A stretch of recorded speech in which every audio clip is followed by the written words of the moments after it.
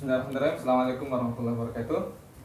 Alhamdulillah, wassalatu wassalamu ala rasulillah wa ba'du. Alhamdulillah kembali lagi dengan channel Suara Sahid, Majalah Sahid. Alhamdulillah pagi hari ini kita ada kedatangan tamu spesial, teman-teman kita, saudara-saudara muslim kita dari Filipina, bagian selatan ya, tepatnya daerah Bangsamoro, yang alhamdulillah sejak tahun 2019 itu sudah dapat wilayah otonom sendiri. Nah, di tengah-tengah kita ada dua orang ustadz kita, insyaallah. Mungkin tu'arif awalan nafsak, introduce yourself shortly. Al-Mudir. Nah, أنا أخوكم مسعود محمد علي لانتوم. Mas'ud, Ustadz Mas'ud ini adalah pimpinan Ma'had Al-Hufaz Charity Foundation yang ada di Filipina. Yang kam ada di Ma'had? طبعا عدد المراكز التابعة لمؤسسة ما يقارب 180 مركزا. Masya Allah. Jadi markas Al-Quran yang ada di bawah beliau ini ada 180-an. Wah, ada tulab? الآن بلغ زيادة 2000 طالب حسب التقرير الأخير. Jadi kalau ikut data yang terakhir sudah lebih dari 2000 siswa yang ada di bawah Al-Hufaz Charity Foundation ini. Dan di sampingnya ada Brother Zubair. Ya. Assalamualaikum warahmatullahi wabarakatuh.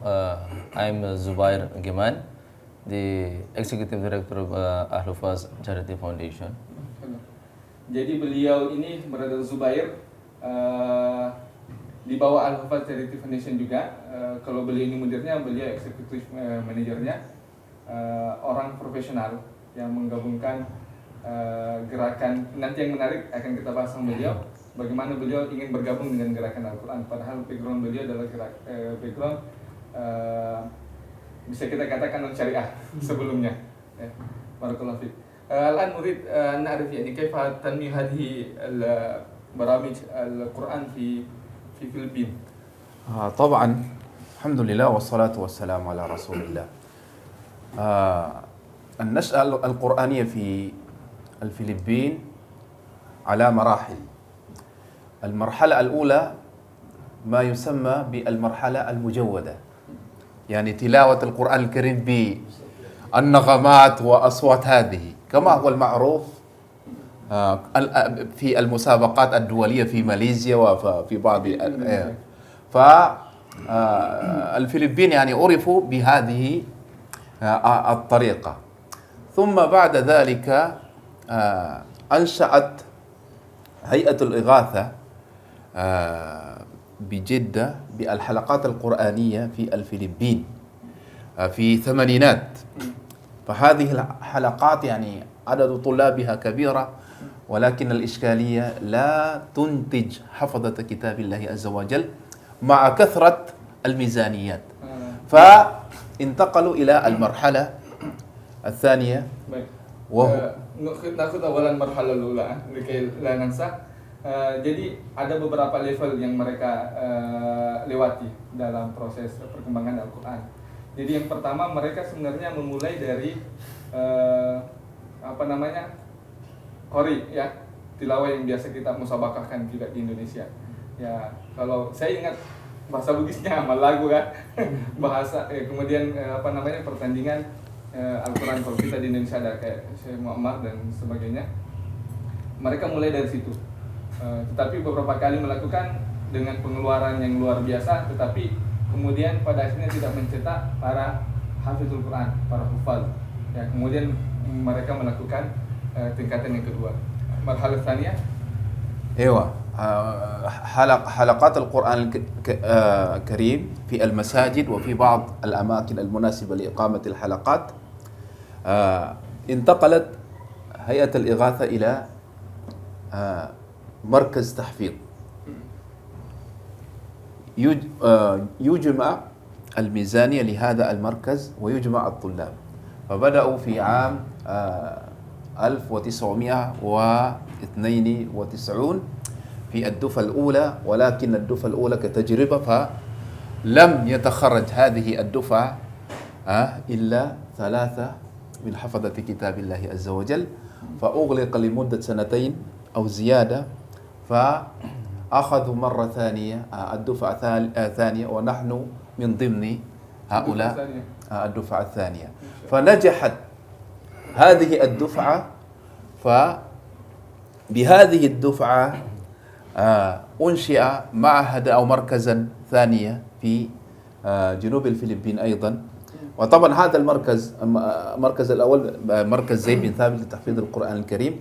وبعد نجاح الدفعة الثانية أنشئ معهد أبي بن كعب مع المراكز القرآنية في العالم التابعة لهيئة العالمية لتحفيظ القرآن الكريم. Masya Allah. Jadi setelah tadi ada pengalaman di proses pertama itu tidak menghasilkan para hufaz, akhirnya mereka melakukan halaqah Quran di tempat-tempat yang layak, ada yang rumah, ada yang masjid. Maka beban-beban keuangannya tadi bisa dialihkan ke situ. Tapi pada level pertama, karena ini juga uji coba, ternyata belum bisa, duf'ah pertama, angkatan pertamanya belum bisa menghasilkan para hufaz Al-Quran, kecuali hanya 3 orang tadi beliau sebutkan. Kemudian fi أي سنة؟ أنا تخرجت في تأسيس هذا karena 1992. Ya, Ewa. 1992 mulainya. Kemudian di ada angkatan pertama cuma sampai 3 orang yang bisa menghafal Al-Quran. Kemudian sempat ditutup 2 tahun program itu, tapi kemudian pada 2 tahun berikutnya kembali diambil angkatan kedua. Di antaranya adalah mereka ini, beliau yang sekarang jadi mudir. Dari situlah kemudian alhamdulillah banyak yang lahir para hufaz Al-Quran. طيب، فعندما تخرجنا في عام 1997 فدخل الدفعة الثالثة من ضمنهم شيخ شمس الدين، ودخل الدفعة الأولى في معهد أبي بن كعب لتحفيظ القرآن الكريم. فعندما تخرج هذه الدفعتان فأنشئت جمعية الحفاظ بالفلبين. Jadi setelah mereka dilihat ada kesuksesan, ambil lagi angkatan yang ketiga dari, dan di antara angkatan ketiga itu termasuk Ustaz Syamsuddin yang juga ada di tengah-tengah kita. Kemudian dari situlah mulai berkembang dan didirikanlah pertama kali Jamiah Tahfidzul Quran yang ada di Filipina itu. وفي هذه المرحلة ركزت الجمعية في تقوية رابطة حفاظ القرآن الكريم في جنوب الفلبين، وأيضا ركزت في مجال التعليم وخصوصا الخروج للدراسة خارج الفلبين. Nah, setelah itu baru mereka memperkuat hubungan, kan sudah banyak nih para hufaz, kemudian mereka mempererat hubungan di antara mereka, dan kemudian mereka berpikir bagaimana bisa keluar untuk belajar. Ya. فأكثر أعضاء جمعية الحفاظ خرجوا للدراسة في خارج الفلبين، وبدأوا يتخرجون في عام 2006 ونحن من ضمن الخريجين، حتى انتقلنا إلى المرحلة الثانية وهي إقامة الحلقات والمراكز القرآنية التابعة لجمعية الحفاظ بالفلبين. فعندما أقيمت هذه المراكز بعد تخرجنا، فمن عام 2010 إلى 2020 أنتجت هذه المراكز عددا كبيرا من حفظة كتاب الله عز وجل. ثم بعد ذلك سننتقل إلى هذه المرحلة التي نحن جئنا بسبب إلى إندونيسيا، فحتى أنشأنا وغيرنا الاسم بمؤسسة الحفاظ بجنوب الفلبين، حتى يدخل هؤلاء الإخوة من المثقفين والمتخصصين في بعض التخصصات المهمة. Jadi setelah 2006 itu mereka lulus, kemudian keluar belajar. Di antaranya itu 2006 sampai 2010-an itu banyak yang bergabung. untuk kemudian bergabung di halaqah Al-Quran. Mereka memperkuat di situ. Kemudian karena jumlah mereka sudah banyak, mereka sudah mulai menggeser tuh dari halaqah sekedar halaqah yang biasa-biasa saja, supaya juga mengambil hati warga-warga yang sebenarnya dia profesional ya, belum memiliki hafalan yang khusus dalam Al-Quran, seperti contohnya nanti yang akan disampaikan oleh Brother Zubair ini. Jadi mereka merubah namanya ya, dari sekedar Al-Hufaz Foundation itu, kemudian mereka merubah ke Al-Hufaz Charity Foundation Janub Selatan Filipina. Itu supaya mengikat hati orang-orang lain untuk bisa juga bergabung di markas Al-Quran tersebut.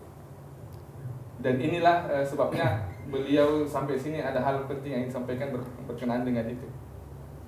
فكل هذه النتائج من أسبابها اتفاقيات السلمية بين قادتنا قادة مسلمة في شعب مورو وحكومة الفلبينية. فلذلك نشكر القادة قادة شعب مورو، حيث هم الذين تسببوا بهذه النتائج.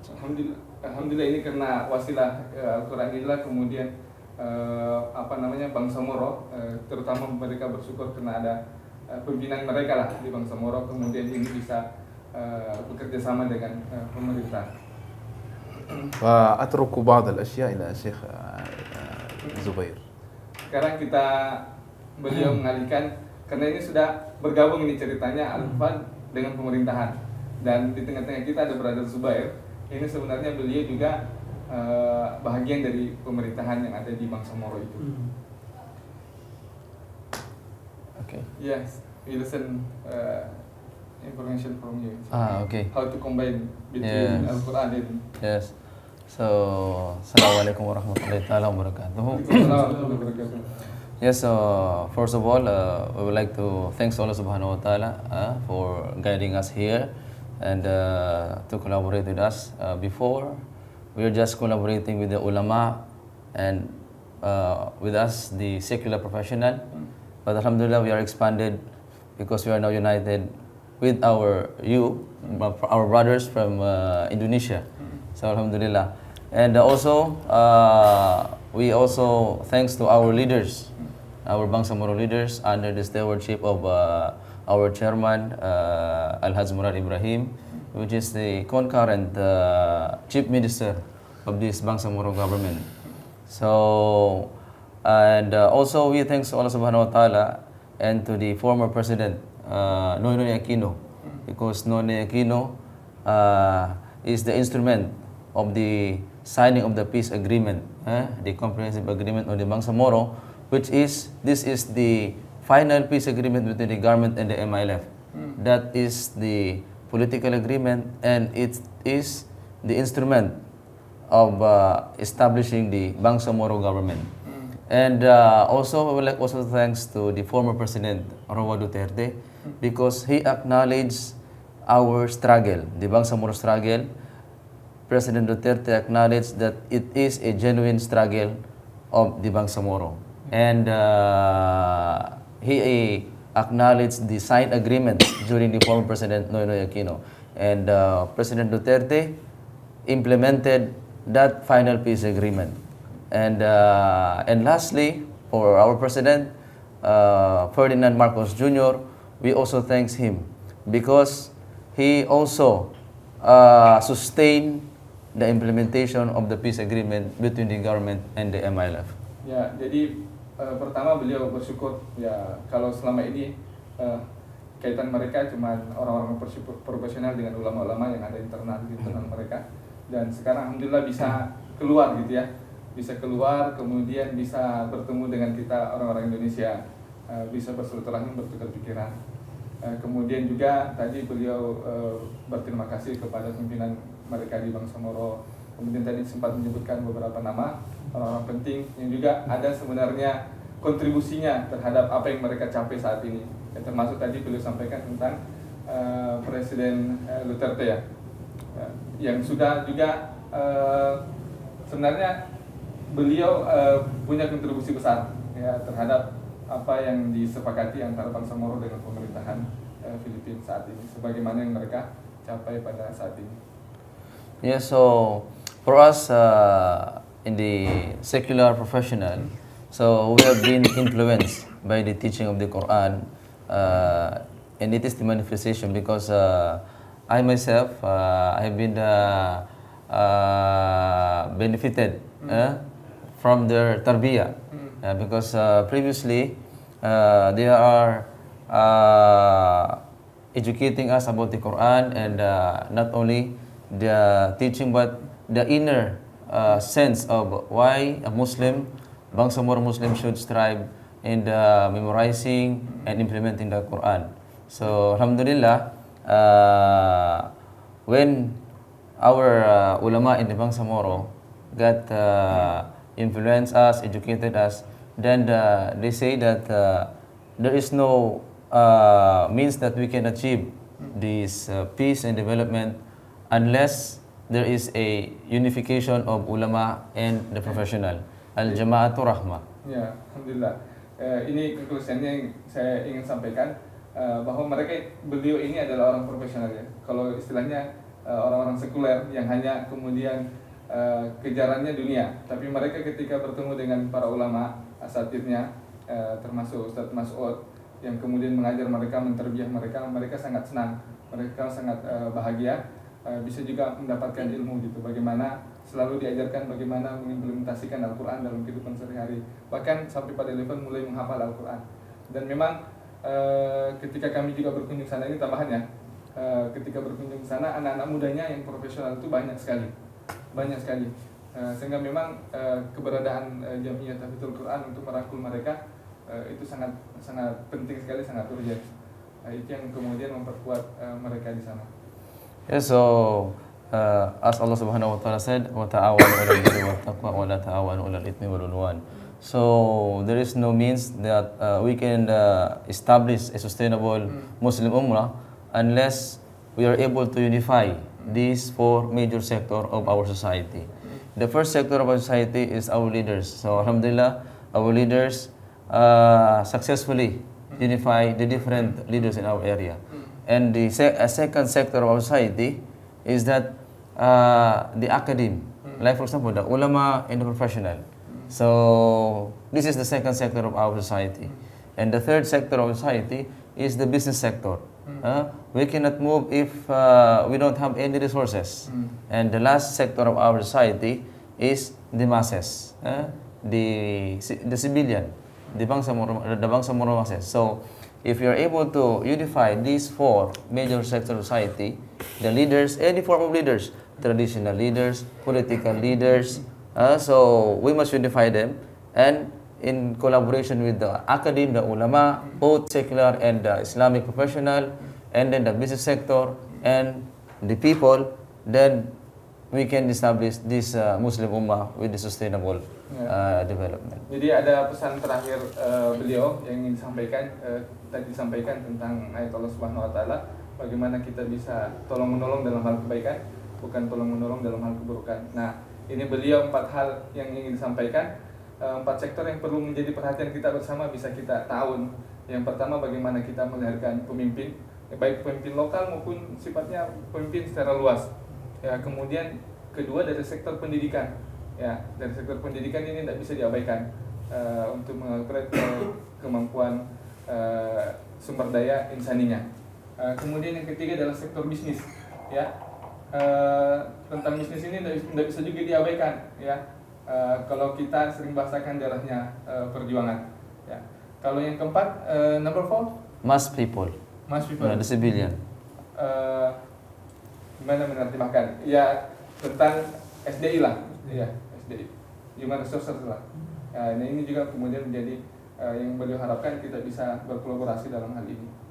Yeah, so I think this is our conclusion, and that for major sector of society, we have been witness the establishment of that within Hidayatullah. Ya, jadi besar harapan beliau 4 sektor tadi, 4 hal tadi, mudah-mudahan Hidayatullah bisa membersamai, ya, bisa mensukseskan 4 hal tersebut.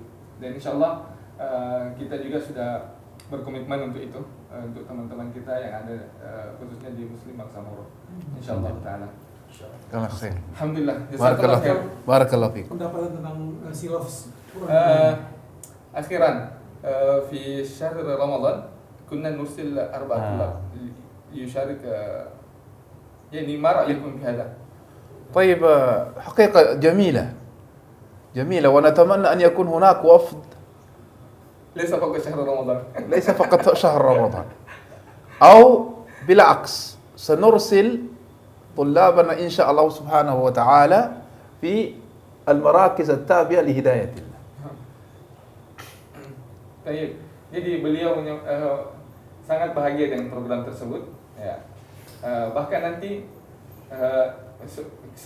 sebenarnya saya sempat bincang sama beliau. Kalau ngirim itu jangan hanya bulan Ramadan, ngirim itu selamanya. Ngirim itu selamanya. ولكن لا بد بتنبيه الطلاب أن زيارتهم إلى مراكزنا ليس كزيارة في مراكزكم عندكم لأن المنشآت ليست متكاملة. Tadi saya sambung dulu yang ingin disampaikan. Jadi harapan beliau nanti insya Allah kita bisa bertukar juga. Kami juga bisa mengirimkan juga beberapa, kemudian santri kita juga berkirim sana. Artinya bertukar lah supaya sama-sama dapat pengalaman. Cuman terakhir beliau sampaikan kalau santri kita dikirim ke sana, jangan sampai berharap fasilitasnya seperti apa yang kita punya. Tapi saya rasa kalau santri kan di mana saja. Insyaallah. Barakallahu fiik. Barakallahu fiik, jazakallahu khair. Syukran brother Zubair. Ustaz Mas'ud.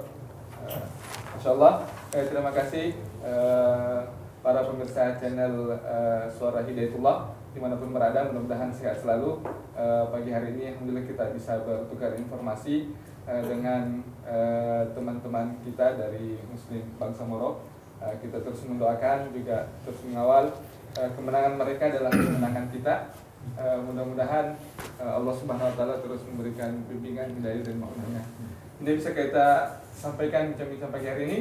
Alhamdulillah rabbik fala takunanna minal mumtarin. Assalamualaikum warahmatullahi wabarakatuh.